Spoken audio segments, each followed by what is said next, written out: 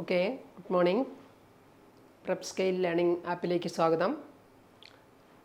അപ്പോൾ കഴിഞ്ഞ ക്ലാസ്സുകളിൽ നമ്മൾ നമ്മുടെ അന്തര സമസ്ഥിതി പരിപാലനത്തിൽ വിസർജനത്തിൻ്റെ പങ്ക് എന്ത് എന്ന് മനസ്സിലാക്കി.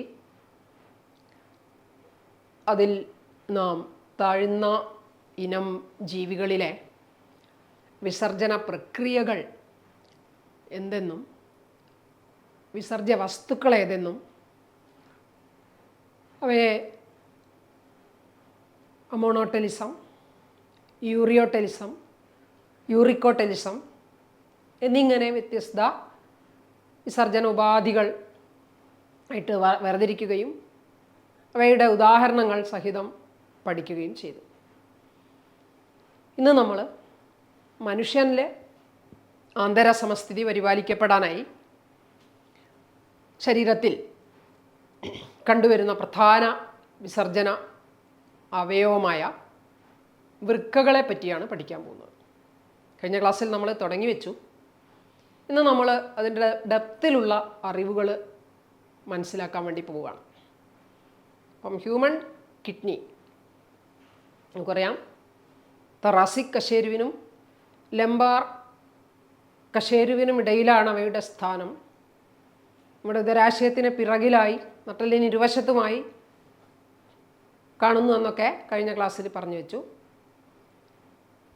ഇനി ഈ വൃക്കയ്ക്കുള്ളിൽ അവയുടെ പ്രവർത്തനങ്ങളുമായി വിസർജന പ്രക്രിയകളുമായി യൂറിയ, ജലം, യൂറിക് ആസിഡ്, ക്രിയാറ്റിൻ തുടങ്ങിയ വിസർജ്യ വസ്തുക്കൾ, നൈട്രോജനിക വിസർജ്യ വസ്തുക്കൾ പുറന്തള്ളാനായി ഉള്ള ഉപാധികൾ എന്തൊക്കെയെന്നാണ് നമ്മൾ മനസ്സിലാക്കാൻ പോകുന്നത്.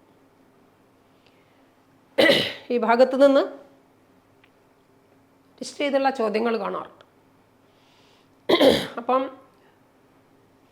കുറച്ച് ആഴത്തിലുള്ള അറിവുകൾ ഈ ഭാഗത്തു നിന്ന് നമ്മൾ നേടേണ്ടതുണ്ട്. അപ്പം ആദ്യമായി നമ്മൾ മനുഷ്യൻ്റെ വൃക്കകളിലെ സ്ഥാനം മനസ്സിലാക്കി. ഇനി അതിൻ്റെ ഭാരം എത്ര എന്നുള്ളതാണ്. 120 മുതൽ 170 ഗ്രാം വരെ വെയിറ്റ് ഉണ്ട് ഓരോ വൃക്കയ്ക്കും. പിന്നെയുള്ള അതിൻ്റെ നീളം എന്ന് പറയുന്നത് 10 മുതൽ 12 സെൻറ്റിമീറ്റർ വരെയുണ്ട്. വീതി 5 മുതൽ 7 സെൻറ്റിമീറ്റർ വരെയുണ്ട്. കനം 2 മുതൽ 3 സെൻറ്റിമീറ്റർ വരെയുണ്ട്. അപ്പോൾ ഇതാണ് അവയുടെ ഒരു സൈസിലുള്ള ഒരു വിവരണം എന്നത്. അവയുടെ സൈസിലുള്ള വിവരണമാണ് ഞാനിവിടെ പറഞ്ഞിരിക്കുന്നത്. അത് നന്നായിട്ട് മനസ്സിലാക്കണം. അപ്പം 120 മുതൽ 170 gram of wait, 10 to 12 centimetre of length, 5 to 7 centimetre width, 2 to 3 centimetre thickness. ഇത്രയുമാണ് വൃക്കയുടെ ഭാരവും നീളവും വീതിയും കനവും. അവയെപ്പറ്റി വ്യക്തമായിട്ട് പഠിക്കുക. ഇനി നമ്മൾ പഠിക്കാൻ പോകുന്നത് ഇതിൻ്റെ ഭാഗങ്ങളാണ്. വൃക്കയും അനുബന്ധ ഭാഗങ്ങളും എന്നുള്ളതാണ് നമ്മൾ മനസ്സിലാക്കാൻ പോകുന്നത്. അപ്പോൾ അവിടെ ഇതാണ് വൃക്ക, ഒരു ജോഡി വൃക്കകൾ. അതിൽ യൂററ്റർ, ഒരു ജോഡി യൂററ്റർ, യൂറിനറി ബ്ലേഡർ, യുറീത്ര, ഇത്രയും ഭാഗങ്ങളാണ് ഒരു വൃക്കയ്ക്കുള്ളത്. 2 വൃക്കകൾ, പിന്നെ അവിടെ റീനൽ ഹൈലസ് എന്ന ഒരു ഭാഗം കാണാം. വൃക്കയുടെ അകവശം അതാണ് അവതല ആകൃതിയിലാണ്, കോൺകേവ് ഷേപ്പിലാണ്. ആ ഭാഗത്തിനാണ് നാം റീനൽ ഹൈലസ് എന്ന് പറയുന്നത്. ഇതാണ് റീനൽ ഹൈലസ്. ഈ റീനൽ ഹൈലസിലൂടെയാണ് മൂത്രവാഹിനി, യൂററ്റർ എന്ന് പറഞ്ഞാൽ മലയാള മൂത്രവാഹിനി, നാഡികൾ, വൃക്ക, ധമനികളെല്ലാം വൃക്കയ്ക്കുള്ളിലേക്ക് പ്രവേശിക്കുന്നത്. രക്തക്കുഴലുകളൊക്കെ വൃക്കയ്ക്കുള്ളിലേക്ക് പ്രവേശിക്കുന്നത് ഈ ഹയലത്തിലൂടെയാണ്. ഹയലം എന്നാണ് നമ്മൾ മലയാളത്തിൽ പറയുന്നത്. റീനൽ ഹൈലസ്, വൃക്കയിലെ ഹയലം. ഈ ഹയലത്തിൻ്റെ ജോലി എന്ന് പറയുന്നത് ഇവയെല്ലാം, അതായത് യൂററ്റർ, പിന്നെ രക്തക്കുഴലുകൾ, നാഡികളെല്ലാം വൃക്കയ്ക്കുള്ളിലേക്ക് പ്രവേശിക്കുന്നത് ഹയലത്തിലൂടെയാണ്. വൃക്കയുടെ ഹയലം എന്ന ഭാഗത്തിലൂടെയാണെന്ന് മനസ്സിലാക്കുക. ഇതാണ് വളരെ വ്യക്തമായ ചിത്രമാണ്, പഠിക്കുക. യൂററ്റർ മൂത്രവാഹിനി നമുക്കറിയാം, അത് മൂത്രത്തെ വൃക്കയിൽ നിന്ന് വൃക്ക അരിച്ചു നീക്കുന്ന മൂത്രത്തെ ഗ്ലോമറുലാർ ഫിൽട്രേറ്റിലെ എല്ലാ അവശ്യ ഘടകങ്ങളെയും രക്തത്തിലേക്ക് പുനരാകിരണം ചെയ്തതിന് ശേഷം വരുന്ന ദ്രാവകത്തിനാണ് മൂത്രം. ഇത് വിശദമായിട്ട് നമ്മൾ അടുത്തേക്ക് തൊട്ട് താഴേക്ക് പഠിക്കുന്നുണ്ട്. അപ്പോൾ അവിടെ ആ മൂത്രത്തെ മൂത്രാശയത്തിലേക്ക് എത്തിക്കുക എന്നതാണ് മൂത്രവാഹിനി ചെയ്യുന്ന ജോലി, അതായത് യൂററ്ററിൻ്റെ ധർമ്മം എന്ന് പറയുന്നത്. പിന്നെ ബ്ലാഡർ കഴിഞ്ഞ് കഴിഞ്ഞാൽ പിന്നീട് യൂറീത്ര, അതായത് മൂത്രനാളമാണ്. മൂത്രനാളത്തിലൂടെയാണ് മൂത്രം പുറത്തേക്ക് പോകുന്നത്, പുറന്തള്ളുന്നത്. അപ്പോൾ മൂത്രാശയം അല്ലെങ്കിൽ ബ്ലാഡർ എന്ന് പറഞ്ഞാൽ മൂത്രത്തെ താൽക്കാലികമായി സംഭരിക്കുക എന്നതാണ് അതിൻ്റെ ജോലി. അപ്പോൾ ഓരോന്നിൻ്റെയും ജോലിയാണ് എന്താണെന്നാണ് ഞാനിവിടെ വിശദീകരിച്ചിരിക്കുന്നത്. യൂററ്റർ വൃക്ക അരിച്ചു നീക്കുന്ന മൂത്രത്തെ, യൂററ്റർ അല്ലെങ്കിൽ മൂത്രവാഹിനിയാണ് അവിടെ എത്തിക്കുന്നത്, മൂത്രാശയത്തിൽ എത്തിക്കുന്നത്. മൂത്രാശയം എന്ന് പറഞ്ഞാൽ താൽക്കാലിക സംഭരണ കേന്ദ്രമാണ് മൂത്രത്തിൻ്റെ. പിന്നെ യൂറീത്ര അല്ലെങ്കിൽ മൂത്രനാളം എന്നത് മൂത്രം വിസർജിക്കുന്ന ഭാഗമാണ്. ഇത്രയുമാണ് അതിൽ നമുക്ക് അതിൻ്റെ ഒരു എക്സ്റ്റേണൽ അപ്പിയറൻസിൽ നമുക്ക് മനസ്സിലാക്കാൻ കഴിയുന്നത്. അതിൻ്റെ ബാഹ്യമായ ഒരു ചിത്രമാണ്, ബാഹ്യമായ ഘടന ഭാഗങ്ങളാണ് നമ്മൾ ഇതിൽ കൂടെ കാണുന്നത്, മനസ്സിലാക്കാൻ കഴിയുന്നത്. ഇനി നമ്മൾ ഇതിൻ്റെ ഉള്ളിലേക്ക് പോകുന്ന സമയത്ത് വൃക്കകളുടെ ഉൾഭാഗം, അതിൻ്റെ ഒരു വൃക്കയുടെ ക്രോസ് സെക്ഷൻ പരിശോധിക്കുകയാണെങ്കിൽ, ഇതിൻ്റെ ഒരു ക്രോസ് സെക്ഷൻ നമ്മൾ പരിശോധിക്കുന്നുവെങ്കിൽ നമുക്കതിൽ ഒരുപാട് കാര്യങ്ങൾ മനസ്സിലാക്കാനുണ്ട്. അപ്പോൾ ഇതിൻ്റെ ഹയലം എന്ന ഭാഗത്തിൻ്റെ പ്രത്യേകത എന്നുള്ളത് അതോർത്ത് വെക്കണം. ഈ റീനൽ ഹൈലസ് എന്ന് പറയുന്നത് നമ്മൾ മലയാളത്തിൽ അതിനെ ഹൈലം എന്നാണ് വിളിക്കുന്നത്. വൃക്കയിലെ ഹൈലം, ഇതാണ് നമ്മൾ ഇവിടെ കാണുന്നത് ഈ ഭാഗം. ഇതാണ് ഹൈലം എന്ന ഭാഗം, ഇവിടെ മാർക്ക് ചെയ്ത് വെച്ചിട്ടുണ്ട്.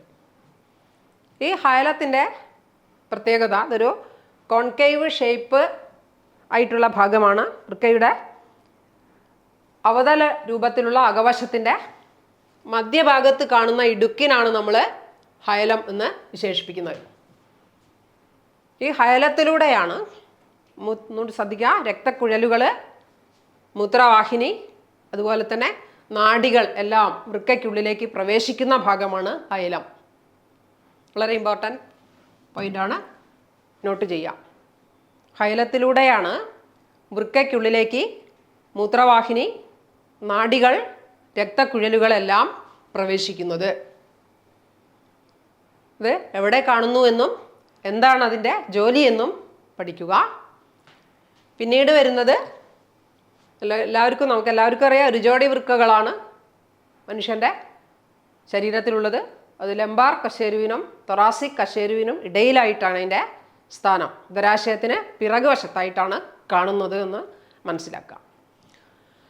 പിന്നെ അതിൻ്റെ ഒരിക്കൽ കൂടി ഇതിൻ്റെ വിട്ത് എത്രയായിരുന്നു? ഈ കണ്ട അവയവത്തിൻ്റെ ഭാരം 120 മുതൽ 170 ഗ്രാമാണ് അതിൻ്റെ ഭാരം. ഓരോ വൃക്കയുടെയും ഭാരമാണ്. പിന്നെ 10 മുതൽ 12 സെൻറ്റിമീറ്റർ നീളമുണ്ട്, 5 മുതൽ 7 സെൻറ്റിമീറ്റർ വീതിയുണ്ട്, 2 മുതൽ 3 സെൻറ്റിമീറ്റർ കനം ഉണ്ട്. ഇത്രയാണ് അതിൻ്റെ വെയ്റ്റുമായി അതിൻ്റെ സൈസ്, അതായത് വെയ്റ്റ്, ഭാരം, നീളം, വീതി, കനം. ഈ നമ്മൾ നേരത്തെ ചിത്രത്തിൽ കണ്ട അവയവത്തിൻ്റെ ഒരു ഭാരം, നീളം, വീതി, കനം എന്നിവയാണ്. ഇത്രയും കാര്യങ്ങൾ അതും നന്നായിട്ട് പഠിച്ചു വെക്കാം. പിന്നെ നമ്മളിപ്പം ഇവിടെ പഠിച്ചത് റീനൽ ഹൈലസ് ആണ്. അതായത് അതിനെ മലയാളത്തിൽ നമ്മൾ ഹൈലം എന്ന് പറഞ്ഞു.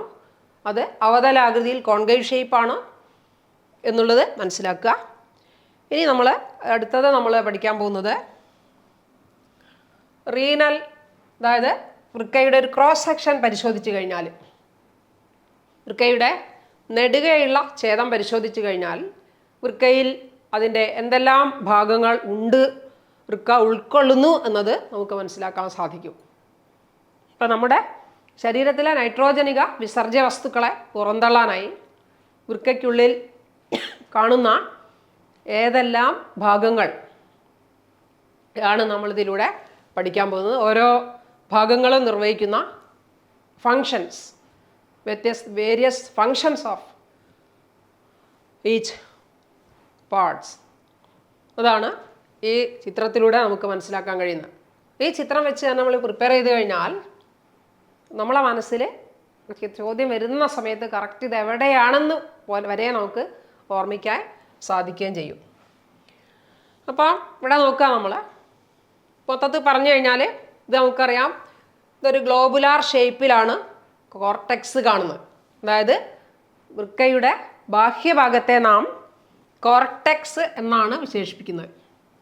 ഇത് ഗോളാകൃതിയിലാണ്, ഗ്ലോബുലാർ ഷേപ്പിലാണ്. പിന്നെ കാണുന്നത് മെഡുല്ല എന്ന ഉള്ളിലത്തെ ഭാഗമാണ്. അതായത് ബാഹ്യഭാഗം കോർട്ടെക്സ് എന്ന് വിളിക്കുന്നു, റീനൽ കോർട്ടെക്സ് എന്ന് പറയും നമ്മൾ. വൃക്കയുടെ കോർട്ടെക്സ്. കോർട്ടെക്സ് പല ഭാഗങ്ങളിൽ നമ്മൾ പഠിക്കുന്നുണ്ട്. എൻഡോക്രൈനോളജിയിൽ നമ്മൾ അഡ്രീനൽ കോർട്ടെക്സ് പഠിച്ചിട്ടുണ്ട്, അഡ്രീനൽ മെഡുല്ല പഠിച്ചിട്ടുണ്ട്. കൺഫ്യൂഷൻ ആവരുത്, ഇത് റീനൽ കോർട്ടെക്സ് ആണ്. അതുപോലെ തന്നെ ബ്രെയിനിൽ നമ്മൾ പഠിക്കുമ്പോൾ സെറിബ്രൽ കോർട്ടെക്സും സെറിബ്രൽ മെഡുല്ല റീജിയനും പഠിക്കും. അതുപോലെ തന്നെ ഇതിലുണ്ട്, വൃക്കയിലുണ്ട് കോർട്ടെക്സും മെഡുല്ലയും. കോർട്ടെക്സ് പെരിഫറൽ റീജിയനിൽ കാണും, അതായത് ബാഹ്യഭാഗത്ത്. ഇതിൻ്റെ വൃക്കയുടെ റീനൽ കോർട്ടെക്സ് ബാഹ്യഭാഗമാണ്, പിന്നെ ഗോളാകൃതിയിലാണ് കാണുന്നത്, ഗ്ലോബുലാർ ഷേപ്പ്. പിന്നെ മെഡുല്ല, റീനൽ പിരമിഡുകൾ സ്ഥിതി ചെയ്യുന്ന ഭാഗമാണ് മെഡുല്ല എന്നത്. മെഡുല്ല എന്നത്. പിന്നെ നമുക്കിതിൽ എന്തെല്ലാം ഭാഗങ്ങൾ കാണുന്നുണ്ട്? അതായത് മൈനർ കാലിക്സ് ഉണ്ട്, മേജർ കാലിക്സ് ഉണ്ട്, റീനൽ പെൽവിസ് ഉണ്ട്, പിന്നെ യൂററ്റർ, നേരത്തെ നമ്മൾ കണ്ട യൂററ്റർ. ഇത് ക്രോസ് സെക്ഷൻ ആണെന്ന് മനസ്സിലാക്കാം. അപ്പം ഇവിടെ നോക്കൂ നിങ്ങൾ, ഈ റീനൽ പിരമിഡ് എവിടെ സ്ഥിതി ചെയ്യുന്നു? മെഡുല്ലയിൽ സ്ഥിതി ചെയ്യുന്നു. റീനൽ പിരമിഡ് എന്ന ഭാഗം എവിടെയാണ് കാണുന്നത്? അത് മെഡുല്ലയിൽ കാണുന്ന ഭാഗങ്ങളാണ്. ഇനി ഇവിടെ മൈനർ കാലിക്സ് കാണാം. ഈ റീനൽ പിരമിഡുകളെ സമീപത്തായി കാണുന്ന മൈനർ കാലിക്സ്. ഈ മൈനർ കാലിക്സുകൾ കൂടിച്ചേർന്നതാണ് മേജർ കാലിക്സ് എന്ന് പറയുന്നത്. മൈനർ കാലിക്സ് കൂടിച്ചേരുമ്പോൾ അത് മേജർ കാലിക്സ് ആയിട്ട് മാറുകയാണ് ചെയ്യുന്നത്. മൈനർ കാലിക്സുകൾ കൂടിയാൽ അത് മേജർ കാലിക്സ് ആയി മാറും. ഈ മേജർ കാലിക്സ് റീനൽ പെൽവിസുമായി ബന്ധമുണ്ട്.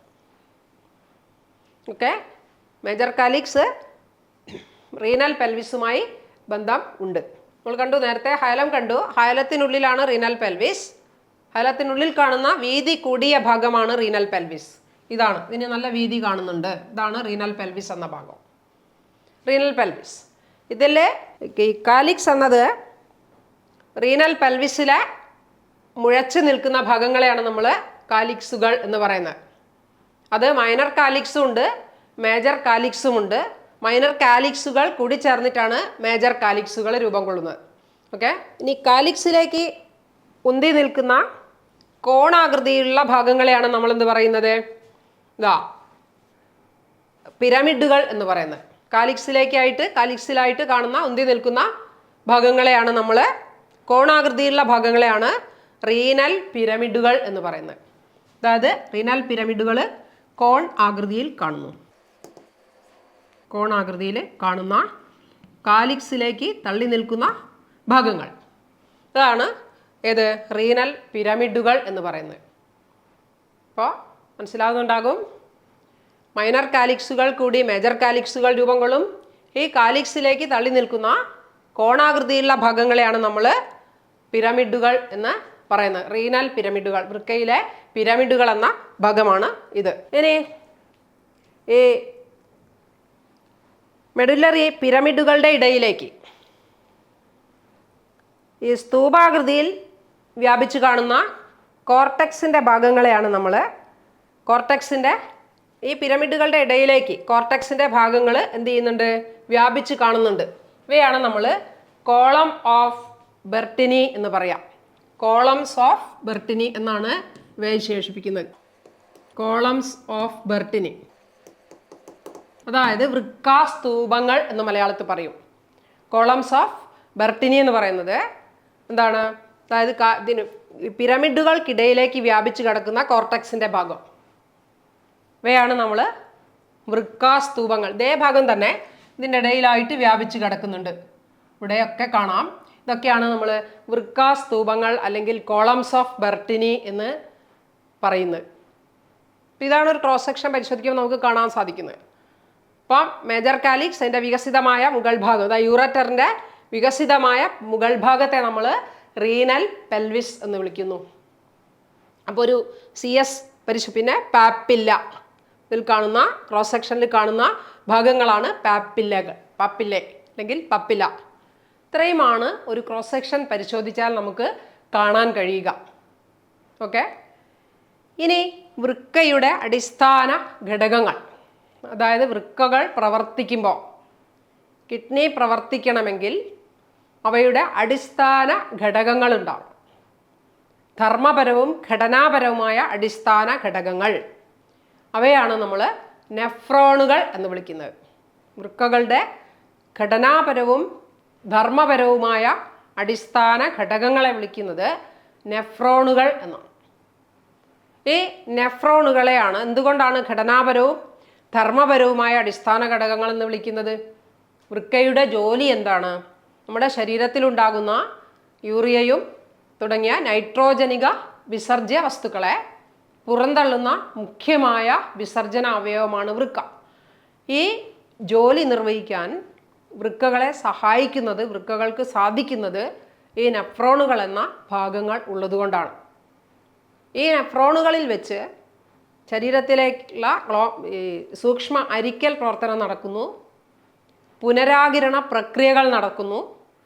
പിന്നെ ഈ പ്രക്രിയകൾക്കാവശ്യമായ പല സ്രവങ്ങളെയും സ്രവിപ്പിക്കുന്ന ഭാഗങ്ങൾ, ഇത് മൊത്തം ഈ നെഫ്രോണിൽ വരുന്നു.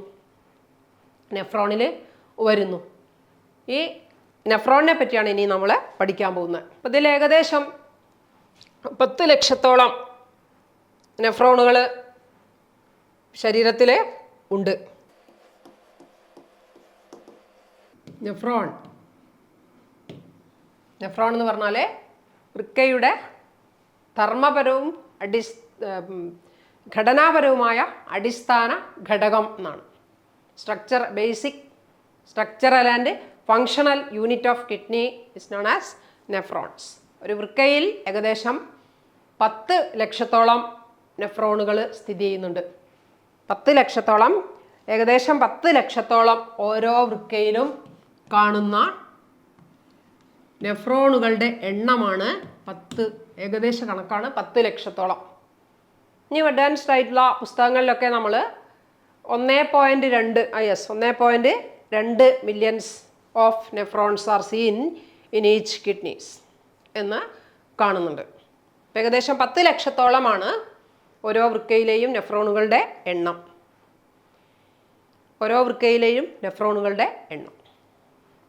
ഇതിൽ നമുക്ക് കാണാം, ഇവിടേക്ക് നോക്കൂ. ഒരു നെഫ്രോൺ എന്ന് പറയുമ്പോൾ അതിൽ അഫറൻറ്റ് ആർട്ടീരിയോൾ,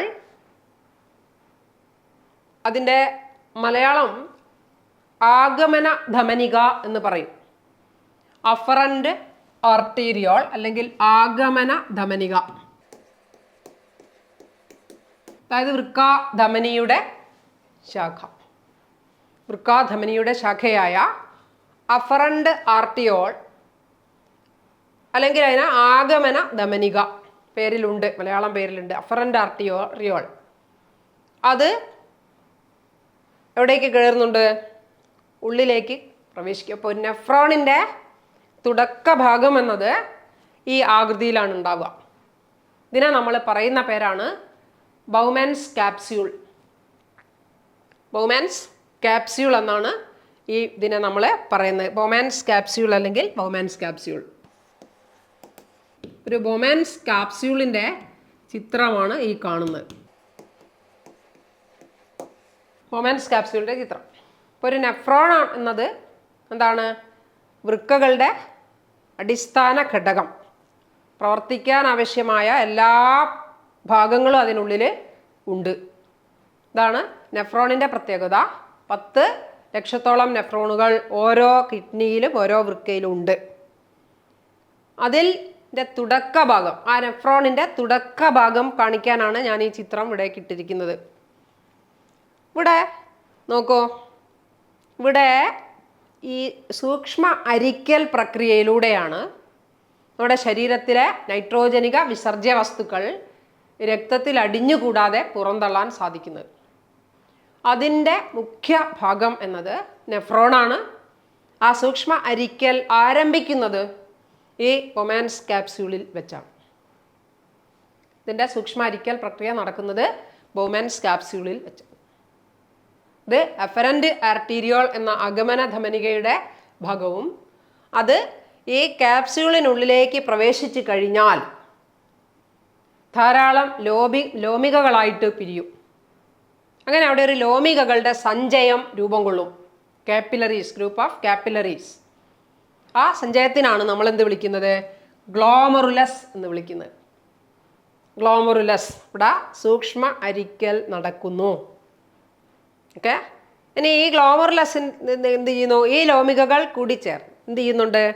ഒരു ശാഖ പുറത്തേക്ക്, നിർഗമന ധമനിക എന്നാണ് ഇതിൻ്റെ പേര്. നിർഗമന ധമനിക. നിർഗമന ധമനിക എന്നതിനെ മലയാളത്തിൽ പറയും. അതാണ് നമ്മൾ ബയോളജിയിൽ പഠിച്ച എഫറൻറ്റ് ആർട്ടീരിയോൾ. Efferent arteriole. അപ്പോൾ ഒരു ഗ്ലോമറുലസിലേക്ക് കടക്കുന്ന, ക്യാപ്സ്യൂളിനുള്ളിലേക്ക് കടക്കുന്ന എഫറൻറ്റ് ആർട്ടീരിയോൾ, അഗമന ധമനിക, ഇതിനുള്ളിൽ വെച്ചെന്താകും? ലോമികകളായി പിരിയും. ധാരാളം ലോമികകളായിട്ട് മാറും. എന്നിട്ടോ ഇത് ഗ്ലോമറുലസ് എന്ന ഭാഗമായിട്ട് മാറുകയാണ്. അവിടുന്ന് അത് പുറത്തേക്ക് നിർഗമന ധമനിക, പുറത്തേക്ക് രക്തത്തെ വഹിക്കുന്ന, മറ്റ് ഭാഗങ്ങളിലേക്ക് രക്തത്തെ വഹിക്കുന്ന എഫറൻറ്റ് ആർട്ടീരിയോളായിട്ട് മാറുകയാണ് ചെയ്യുന്നത്. മനസ്സിലായോ? ഇതിനിടയ്ക്ക് എന്തുണ്ട്? ബൊമാൻസ് ക്യാപ്സ്യൂളിന് ബാഹ്യ ആന്തര സ്തരമുണ്ട്. അതിനിടയ്ക്കുള്ള സ്ഥലത്തെയാണ് നമ്മൾ ബൊമാൻസ് സ്പേസ് എന്ന് പറയാം. ഇതാണ് ബൊമാൻസ് സ്പേസ്. ഇതിന് ക്യാപ്സുലാർ സ്പേസ് എന്നും പറയും. ബൊമാൻസ് സ്പേസ് അല്ലെങ്കിൽ ക്യാപ്സുലാർ സ്പേസ് എന്ന് പറയും. ഇവിടെ അൾട്രാ ഫിൽട്രേഷൻ നടക്കുമ്പോൾ, അൾട്രാ ഫിൽട്രേഷൻ അല്ലെങ്കിൽ സൂക്ഷ്മ അരിക്കൽ നടക്കുന്ന സമയത്ത് ഇതിലെ ദ്രാവക ഭാഗം ക്യാപ്സുലാർ സ്പേസിലേക്ക് ഊറിയിറങ്ങും.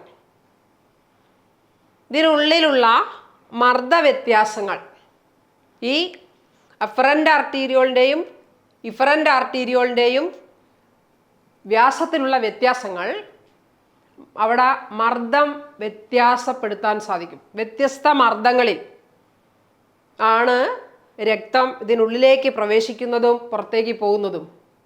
ആ മർദ്ദ വ്യതിയാനം സൂക്ഷ്മ അരിക്കലിനെ എളുപ്പമാക്കും. മർദ്ദവ്യത്യാസം, അതിൽ ആ പ്രഷറിനുള്ള വേരിയേഷൻ, ഉയർന്നതും താഴ്ന്നതുമായ വേരിയേഷൻ ഈ സൂക്ഷ്മ അരിക്കലിനെ എളുപ്പമാക്കും. അൾട്രാ ഫിൽട്രേഷനെ എളുപ്പമാക്കുന്നത് ഇതിനുള്ളിലുള്ള മർദ്ദ വ്യതിയാനമാണ്.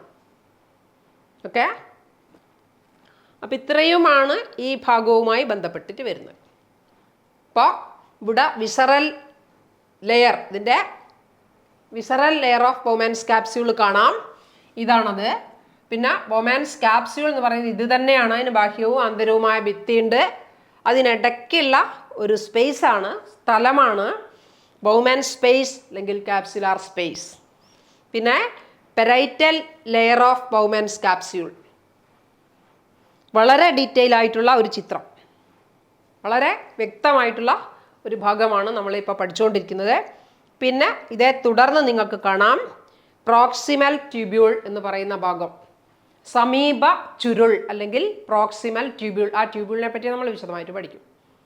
പ്രോക്സിമൽ ട്യൂബ്യൂൾ അല്ലെങ്കിൽ സമീപ ചുരുൾ എന്ന് പറയും. അപ്പം വൃക്ക നാളികയുടെ സമീപത്തായിട്ട് കാണുന്ന ചുരുളിൻ്റെ പേരാണ് സമീപ ചുരുൾ അല്ലെങ്കിൽ പ്രോക്സിമൽ കൺവോള്യൂട്ടഡ് ട്യൂബ്യൂൾ, PCT എന്ന് അറിയപ്പെടുന്നു. പ്രോക്സിമൽ കൺവോള്യൂട്ടഡ് ട്യൂബ്യൂൾ എന്ന് പറഞ്ഞാൽ വൃക്ക നാളികയോടടുത്ത് കാണുന്ന ട്യൂബ്യൂളാണ് അല്ലെങ്കിൽ നാളിയാണ്. സമീപ ചുരുൾ നാളി എന്നാണ് പറയുക. ധാരാളം കോയിൽ ആയിട്ട് കാണുന്നത്. കാരണം ഇവിടെ പുനരാകിരണവും ശ്രവണവും ഒക്കെ നടക്കേണ്ടതുണ്ട്. സൂക്ഷ്മ അരിക്കൽ നടന്നു കഴിഞ്ഞാൽ അവിടെ അരിക്കലിലൂടെ ഉണ്ടാകുന്ന നേരിട്ട് മൂത്രമല്ല. അപ്പം അതിലുള്ള പ്രധാനപ്പെട്ട ഘടകങ്ങൾ ഒഴികെയെല്ലാം എങ്ങോട്ട് അബ്സോർബ് ചെയ്യേണ്ടതുണ്ട്? രക്തത്തിലേക്ക് അബ്സോർബ് ചെയ്യേണ്ടതുണ്ട്. അതിനായി ഈ ചുറ്റിപ്പിണഞ്ഞു കിടക്കുന്ന നാളികാജാലങ്ങൾ സഹായിക്കുന്നു. അവിടെ പ്രോക്സിമൽ കൺവോള്യൂട്ടഡ് ട്യൂബ്യൂളും ഡിസ്റ്റൽ കൺവോള്യൂട്ടഡ് ട്യൂബ്യൂളും ഇതിനിടയിലുള്ള ലൂപ്പ് ഓഫ് ഹെൻലി എന്ന് പറയുന്ന ഭാഗവും സഹായിക്കുന്നു. ലാസ്റ്റിലെ ശേഖരണ നാളി അല്ലെങ്കിൽ കലക്റ്റിംഗ് ഡക്റ്റ് എന്ന ഭാഗത്തിലേക്കാണ് ഇത് പ്രവേശിക്കുന്നത്. അപ്പോൾ ഈ സൂക്ഷ്മ അരിക്കൽ പ്രക്രിയകൾ അതുപോലെ ഇവിടെ ഗ്ലോമർലസിനുള്ളിൽ എങ്ങനെ നടക്കുന്നു എന്ന് നമ്മൾ പഠിച്ചു കഴിഞ്ഞു. ഇനി അത് ഈ വൃക്കാനളികയിലൂടെ സഞ്ചരിക്കുന്ന സമയത്ത് അത് പ്രോക്സിമൽ ട്യൂബ്യൂളിലെത്തുന്നു. പ്രോക്സിമൽ ട്യൂബ്യൂൾ അതായത് വൃക്കാനളികയുടെ ഭാഗങ്ങളാണ് നമ്മൾ പറയുന്നത്. ഇത് തുടർച്ചയായിട്ട് പോവുകയാണ്. ഇത് നമ്മൾ മനസ്സിലാവാൻ വേണ്ടി ഇങ്ങനെ കട്ട് ചെയ്ത ചിത്രങ്ങൾ പഠിക്കുന്നു എന്നേ ഉള്ളൂ. അപ്പോൾ ഇനി എന്ത് ചെയ്യുന്നു? ഈ പ്രോക്സിമൽ ട്യൂബ്യൂൾ കഴിഞ്ഞാൽ ഹെൻലി വലയം അല്ലെങ്കിൽ ലൂപ്പ് ഓഫ് ഹെൻലി ഉണ്ട്. പിന്നെ വിദൂര ചുരുൾ എന്ന് പറയുന്ന ഭാഗമുണ്ട്. ഡിസ്റ്റൽ കൺവോള്യൂട്ടഡ് ട്യൂബ്യൂൾ അല്ലെങ്കിൽ DCT ഉണ്ട്. അത് കഴിഞ്ഞാൽ ശേഖരണ നാളിയും കാണാം. ഇത്രയുമാണ് ഒരു വൃക്കാനാളികയുടെ ഭാഗങ്ങൾ. അത് ഈ ഭാഗങ്ങളൊക്കെ പ്രത്യേകിച്ച് നോട്ട് ചെയ്ത് പഠിച്ചു പോകണം. വളരെ പ്രധാനപ്പെട്ട ഏരിയയിലൂടെയാണ് നമ്മൾ കടന്നു പോകുന്നത്. അത് വ്യക്തമായിട്ട് പഠിച്ചു പോകേണ്ടതുണ്ട്. ഇനി ഒരു മാൽപീജിയൻ ബോഡി എന്ന് പറയുമ്പോൾ അതിൽ വൃക്കാനളികയും അതോടൊപ്പം തന്നെ ഗ്ലോമർലസും ഉൾപ്പെട്ടതിനാണ് നമ്മൾ എന്ത് പറയുക? മാൽപീജിയൻ ബോഡി അല്ലെങ്കിൽ വൃക്കാകണം എന്ന് പറയുന്നത്. മാൽപീജിയൻ ബോഡി, മാൽപീജിയൻ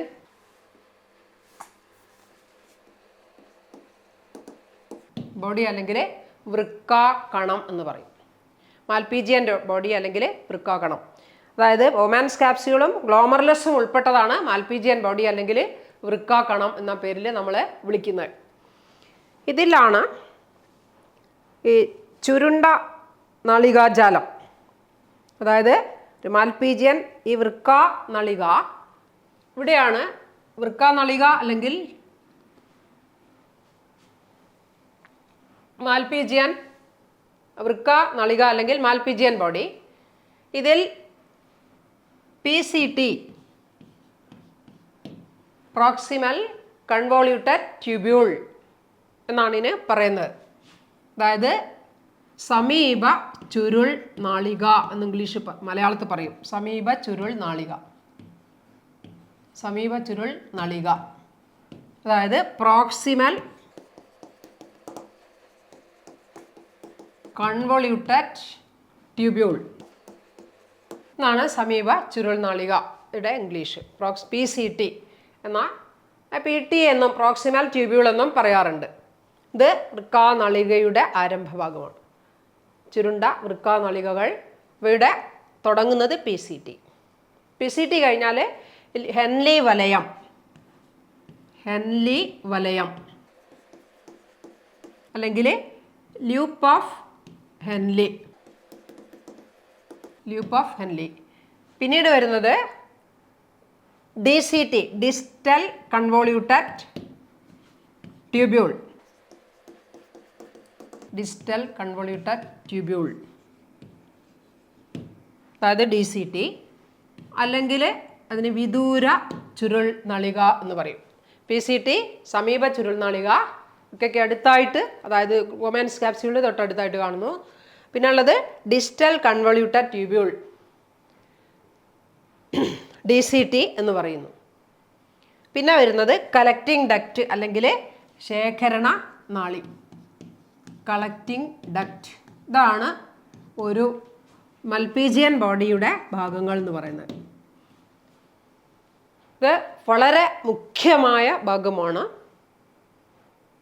ഒരുപാട് പ്രവർത്തനങ്ങളിലൂടെ രക്തത്തിൽ നിന്ന് അരിച്ചു നീക്കുന്ന അല്ലെങ്കിൽ സൂക്ഷ്മ അരിക്കലിലൂടെ ഉണ്ടാകുന്ന ദ്രാവകത്തിലെ രക്തത്തിലേക്ക് ആഗിരണം ചെയ്യപ്പെടേണ്ട അവശ്യ ഘടകങ്ങളുടെ പുനരാകിരണം സാധ്യമാകുന്ന ഭാഗങ്ങളാണ് ഇത്രയും ഭാഗങ്ങൾ. ഇത് ഓർത്ത് വെക്കണം. PCT എന്ന് പറഞ്ഞാൽ പ്രോക്സിമൽ കൺവോള്യൂട്ടഡ് ട്യൂബ്യൂൾ, സമീപ ചുരുൾ നളിക. പിന്നെ വരുന്നത് ഹെൻലി വലയം, ലൂപ്പ് ഓഫ് ഹെൻലി. പിന്നെ ഡിസ്റ്റൽ കൺവോള്യൂട്ടഡ് ട്യൂബ്യൂൾ അല്ലെങ്കിൽ DCT. പിന്നെ വരുന്നത് കലക്റ്റിംഗ് ഡക്റ്റ്. ഇത്രയുമാണ് ഇതിൻ്റെ ഭാഗങ്ങൾ എന്നുള്ളത്. ഓക്കെ, ഇനി ഈ ധാരാളം നെഫ്രോണുകളുടെ DCT ചേർന്ന് ധാരാളം നെഫ്രോണുകളുടെ ഡിസ്റ്റൽ കൺവോള്യൂട്ടഡ് ട്യൂബ്യൂൾ ചേർന്നിട്ടാണ് നീണ്ടു നിവർന്ന ഈ ശേഖരണ നാളി രൂപം കൊള്ളുന്നത്. ധാരാളം നെഫ്രോണുകളുടെ DCT, ദീർഘ ചുരുൾ നാളിക, അതായത് ഡിസ്റ്റൽ കൺവോള്യൂട്ടഡ് ട്യൂബ്യൂൾ കൂടിച്ചേർന്നാണ് ശേഖരണ നാളി രൂപം കൊള്ളുന്നത്. ഓർത്ത് വെക്കണം. ശേഖരണ നാളി രൂപം കൊള്ളുന്നത് നീണ്ട് നിവർന്ന ശേഖരണ നാളിയെ മാറുന്ന എങ്ങനെയാണ്? ധാരാളം നെഫ്രോണുകളുടെ DCT, ഡിസ്റ്റൽ കൺവോള്യൂട്ടഡ് ട്യൂബ്യൂൾ കൂടിച്ചേർന്നാണ് ശേഖരണ നാളി, നിവർന്നതും നീണ്ടതുമായ ശേഖരണ നാളി രൂപം കൊള്ളുന്നത്. കലക്റ്റിംഗ് ഡക്റ്റ് എന്നാണ് അതിൻ്റെ പേര്. അതിൻ്റെ ധർമ്മം ആ പേരിൽ തന്നെ നമുക്ക് മനസ്സിലാക്കാൻ കഴിയും. ശേഖരണ നാളിയുടെ ഫങ്ഷൻ എന്ന് പറയുന്നത് കളക്ട് ചെയ്ത് വെക്കുകയാണ്, ഈ ദ്രാവകത്തെ കളക്ട് ചെയ്ത് വെക്കുകയാണ്. ഓക്കെ, ഇനി ഈ മാൽപീജിയൻ കോർപ്പസൽ, അതുപോലെ തന്നെ ഈ സമീപ ചുരുൾനാളിക അല്ലെങ്കിൽ PCT, അതുപോലെ തന്നെ ഡിസ്റ്റൽ കൺവോള്യൂട്ടഡ് ട്യൂബ്യൂൾ അല്ലെങ്കിൽ DCT, ദീർഘ ചുരുൾ നാളിക, ഇവയെല്ലാം എവിടെയാണ്? അതായത് ബാഹ്യ കോർട്ടിക്കൽ ഭാഗത്താണ് സ്ഥിതി ചെയ്യുന്നത്. നെഫ്രോണിൻ്റെ വൃക്കയുടെ ബാഹ്യ കോർട്ടിക്കൽ ഭാഗത്താണ് സ്ഥിതി ചെയ്യുന്നത്. അപ്പം ബാഹ്യ കോർട്ടിക്കൽ ഭാഗത്ത് എന്തെല്ലാം കാണുന്നുണ്ട്? അതായത് ഇത്രയും ഭാഗങ്ങൾ കാണുന്നുണ്ട്. അതായത് മാൽപീജിയൻ കോർപ്പസൽ ഉണ്ട്, PCT ഉണ്ട്, DCT ഉണ്ട്. PCT സമീപ ചുരുൾ നാളിക, പിന്നെ ദീർഘ ചുരുൾ നാളിക അതായത് ഡിസ്റ്റൽ കൺവോള്യൂട്ടഡ് ട്യൂബ്യൂള്, ഇതെല്ലാം സ്ഥിതി ചെയ്യുന്നത് ബാഹ്യ കോർട്ടിക്കൽ ഭാഗത്താണ്. പെരിഫറൽ കോർട്ടക്സിലാണ് ഈ ഇത്രയും ഭാഗങ്ങൾ കാണുന്നത്. Okay, Malpighian corpuscle, PCT, DCT എന്നിവ സ്ഥിതി ചെയ്യുന്നത് വൃക്കയുടെ ബാഹ്യ കോർട്ടിക്കൽ ഭാഗത്താണ്. ബാഹ്യ കോർട്ടക്സിൽ അല്ലെങ്കിൽ ബാഹ്യ കോർട്ടിക്കൽ ഭാഗത്തായിട്ട് സ്ഥിതി ചെയ്യുന്നു. ഓക്കെ, ഇനി ഈ ഹെൻലി വലയമോ, ലൂപ്പ് ഓഫ് ഹെൻലി, ഇത് മെഡുല്ലയിലാണ് സ്ഥിതി ചെയ്യുന്നത്. ഹെൻലി വലയം കാണുന്നത് ഇത് മെഡുല്ലയിലാണ്. ഹെൻലി വലയം സ്ഥിതി ചെയ്യുന്നത് മെഡുല്ലയിലാണ്. മെഡുല്ല എന്ന ഭാഗത്താണ് ഹെൻലി വലയം സ്ഥിതി ചെയ്യുന്നത്. ഓക്കെ, അപ്പോൾ ബാഹ്യ കോർട്ടിക്കൽ ഭാഗത്ത് കാണുന്ന ഭാഗങ്ങൾ ഏതൊക്കെയാണ്? അതിലേതൊക്കെ ഉൾക്കൊള്ളുന്നു?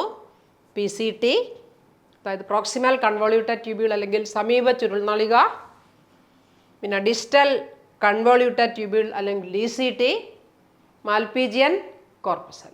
ഇത്രയും ഭാഗങ്ങൾ ഈ ബാഹ്യ കോർട്ടിക്കൽ ഭാഗത്ത് കാണുന്നു.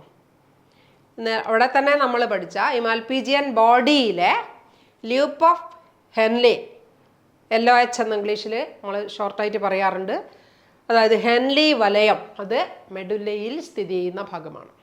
ഇതെല്ലാം ഇതിൻ്റെയാണ് മാൽപീജിയൻ ബോഡി അല്ലെങ്കിൽ ഒരു വൃക്ക നളികയിൽ നാം കാണുന്ന ഭാഗങ്ങൾ, വിവിധ ഭാഗങ്ങളാണ്.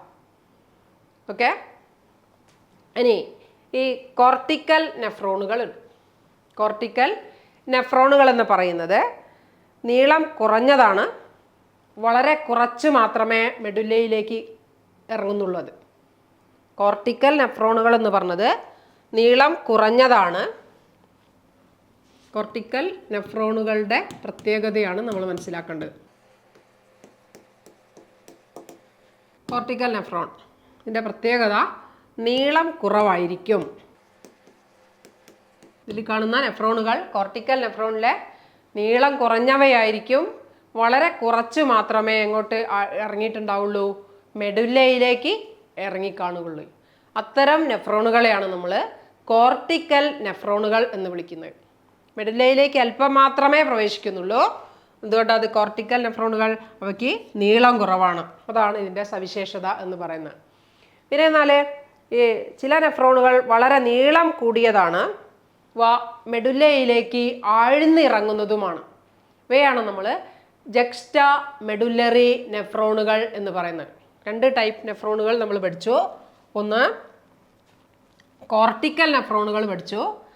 ഇനി നമ്മൾ ജക്സ്റ്റാ മെഡുല്ലറി നെഫ്രോണുകളെ പറ്റിയാണ് പഠിക്കുന്നത്. ജക്സ്റ്റാ മെഡുല്ലറി നെഫ്രോണുകൾ. ഈ ജക്സ്റ്റാ മെഡുല്ലറി നെഫ്രോണുകൾ എന്ന് പറയുന്നത് നീളം കൂടുതലുണ്ടാവും, കൂടുതലായും മെഡുല്ലയിലേക്ക് ആഴ്ന്നിറങ്ങുന്നതുമാണ് juxtamedullary nephrons. 2 types of nephrons, അതായത് നീളം കുറവാണ്, മെഡുല്ലയിലേക്ക് അല്പം മാത്രം ആഴ്ന്നിറങ്ങുന്ന നെഫ്രോണുകളാണ് കോർട്ടിക്കൽ നെഫ്രോണുകൾ. ജക്സ്റ്റാ മെഡുല്ലറി നെഫ്രോണുകൾ എന്ന് പറഞ്ഞാൽ നീളം കൂടിയ നെഫ്രോണുകളാണ്. അവ മെഡുല്ല ഭാഗത്തേക്ക് ആഴ്ന്ന് ഇറങ്ങുന്ന നെഫ്രോണുകളാണ്. അത്തരം നെഫ്രോണുകളെയാണ് ജക്സ്റ്റാ മെഡുല്ലറി നെഫ്രോണുകൾ എന്ന് വിളിക്കുന്നത്. ഓക്കെ, ജക്സ്റ്റാ മെഡുല്ലറി നെഫ്രോണുകൾ എന്ന് വിളിക്കുന്നത്. ഇനി ഈ ഗ്ലോമറുലസിൽ നിന്ന് പുറപ്പെടുന്ന എഫറൻ്റ് ആർട്ടീരിയോൾ ഉണ്ട്. അതായത് നിർഗമന ധമനിക എന്ന് നമ്മൾ നേരത്തെ പറഞ്ഞു. അതായത് ഗ്ലോമറുലസിൽ നിന്ന് പുറപ്പെടുന്ന, നേരത്തെ നമ്മൾ കണ്ടു ഗ്ലോമറുലസ് ഇതാണ്. അതായത് നിർഗമന ധമനിക അല്ലെങ്കിൽ എഫറൻ്റ് ആർട്ടീരിയോൾ.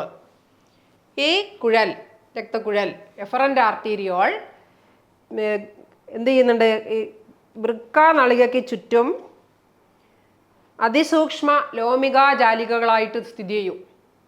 വൃക്കാനളികയ്ക്ക് ചുറ്റും, അതായത് നമ്മളെ വൃക്കാനളിക അല്ലെങ്കിൽ മാൽപീജിയൻ ബോഡിക്ക് ചുറ്റും അതിസൂക്ഷ്മമായ ലോമിക ജാലികകളായിട്ട് സ്ഥിതി ചെയ്യും. ഇവയാണ് നമ്മളെന്ത് വിളിക്കുന്നതെന്നറിയോ?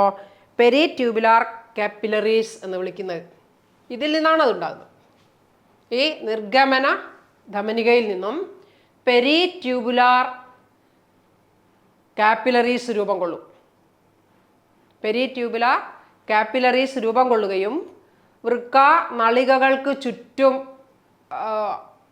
കോയിലായിട്ട് രൂപാന്തരം പ്രാപിക്കുകയും ചെയ്യും. ഇത് രൂപം കൊള്ളുന്നത് എഫറൻ്റ് ആർട്ടീരിയോൾ അല്ലെങ്കിൽ നിർഗമന ധമനികയിൽ നിന്നാണ്. ഇഫറൻ്റ് ആർട്ടീരിയോൾ അല്ലെങ്കിൽ നിർഗമന ധമനികയിൽ നിന്നുമാണ് ഇവ രൂപം കൊള്ളുന്നു. ഗ്ലോമറുലസിൽ നിന്ന് പുറത്തേക്ക് രക്തം വഹിക്കുന്ന ഇഫറൻ്റ് ആർട്ടീരിയോൾ അല്ലെങ്കിൽ നിർഗമന ധമനികയിൽ നിന്നും അത് വീണ്ടും ധാരാളം ചെറിയ ചെറിയ ലോമിക സഞ്ചയങ്ങളായിട്ടും അലോമികകളായിട്ട് മാറുകയും അത് വൃക്കാനളികയെ ചുറ്റും ആവരണം ചെയ്യുകയും ചെയ്യും. ഇവയാണ് നമ്മൾ പെരിട്യൂബുലാർ കാപ്പിലറീസ് എന്ന പേരിൽ അറിയപ്പെടുന്നത്. പെരിട്യൂബുലാർ കാപ്പിലറീസ്, അതിനെ നമ്മൾ ബാഹ്യ നളിക ലോമികകൾ എന്നും കൂടി വിളിക്കും. ബാഹ്യ നളിക ലോമികകൾ എന്നാണ് മലയാളത്തിൽ പറയുന്നത്. പെരിട്യൂബുലാർ കാപ്പിലറീസ് എന്നുള്ള പദത്തിലാണത് നമ്മൾ അറിയപ്പെടുന്നത്. ഈ ലോമിക ജാലത്തിലെ വളരെ നേർത്ത ഒരു രക്തക്കുഴൽ, അത് ഈ ലോമിക ജാലത്തിലെ, അതായത് ഈ പെരിട്യൂബുലാർ കാപ്പിലറീസിലെ വളരെ നേർത്ത ഒരു രക്തക്കുഴൽ, അത് എന്ത് ചെയ്യുന്നുണ്ട്? ഹെൻലി വലയത്തിന് സമാന്തരമായിട്ട് നീങ്ങുന്നു. ഹെൻലി ലൂപ്പിന് അല്ലെ ലൂപ്പ് ഓഫ് ഹെൻലിക്ക് സമാന്തരമായി നീങ്ങി യു ആകൃതിയിലുള്ള വാസാറക്റ്റ ആയിട്ട് മാറുകയാണ് ചെയ്യുന്നത്. വാസാറക്റ്റ അല്ലെങ്കിൽ ആയിട്ട് മാറുകയാണ് ചെയ്യുന്നത്. അതായത് ഈ കോർട്ടിക്കൽ നെഫ്രോണിൽ എന്തില്ല? ഇത് ചുരുങ്ങിയതായിട്ട് കാണുന്നുണ്ട്. ഈ വാസാറക്റ്റ കോർട്ടിക്കൽ നെഫ്രോണിൽ വളരെ ചുരുങ്ങിയതായോ അല്ലെങ്കിൽ തീരെ കാണപ്പെടുകയോ ഇല്ല. അപ്പോൾ കോർട്ടിക്കൽ നെഫ്രോണിൽ കാണപ്പെടാത്ത ഒരു ഭാഗമാണിത് വാസാറക്റ്റ. അതായത് വാസാറക്റ്റ രൂപം കൊള്ളുന്നത് ഈ പെരിട്യൂബുലാർ ലോമിക കാപ്പിലറീസിലെ വളരെ നേർത്ത ഒരു കുഴൽ യു ആകൃതിയിലായിട്ട് മാറുകയാണ് ചെയ്യുന്നത്. അതിനെയാണ് നമ്മൾ വാസാറക്റ്റ എന്ന് പറയുന്നത്. ഈ വാസാറക്റ്റ എന്ന കുഴൽ എവിടെ കാണുന്നില്ല? കോർട്ടിക്കൽ നെഫ്രോണുകളിൽ കാണില്ല. അപ്പോൾ കോർട്ടിക്കൽ നെഫ്രോണിൽ കാണാത്ത പെരിട്യൂബുലാർ നാളിയുടെ ഭാഗം ഏതെന്ന് ചോദിച്ചാൽ അത് വാസാറക്റ്റ ആണ്. അതിൻ്റെ ആകൃതി യു ആകൃതിയാണ്, അല്ലെങ്കിൽ വളരെ ചുരുങ്ങിയതായിട്ട് മാത്രമേ കാണുകയുള്ളൂ എന്നുള്ളത് ഓർക്കുക. വാസ റെക്റ്റ എന്നാണ് ആ കുഴലിൻ്റെ പേര്. ാണ് നമ്മൾ വാസ റെക്റ്റ എന്ന് വിളിക്കുന്നത്. ഓക്കെ, ഇത്രയുമാണ് ഇതുമായിട്ട് ബന്ധമുള്ള ഒരു കുഴലായതുകൊണ്ടാണ് ഇത് എവിടെ നിന്ന് ഉണ്ടാകുന്നു എന്നറിയുന്നതാണ് ഞാൻ ഈ ഭാഗത്ത് വീണ്ടും ഈ ചിത്രം കാട്ടി പറഞ്ഞത്. അപ്പോൾ ഇത്രയുമാണ് ഈ ഭാഗത്ത് നമ്മൾ മനസ്സിലാക്കേണ്ടത്. അപ്പോൾ ഇത്രയും ഭാഗങ്ങളും ആ ഭാഗങ്ങൾ നമ്മുടെ ശരീരത്തിൽ നിർവഹിക്കുന്ന ധർമ്മങ്ങളും എന്ത് എന്നുള്ളത് നിങ്ങൾ പഠിക്കുകയും പ്രധാനപ്പെട്ട പോയിന്റ്സ് നോട്ട് ചെയ്ത് വെക്കുകയും ചെയ്യണം എന്നുള്ളത് ഓർമ്മിപ്പിക്കുകയാണ്. Okay, all the best.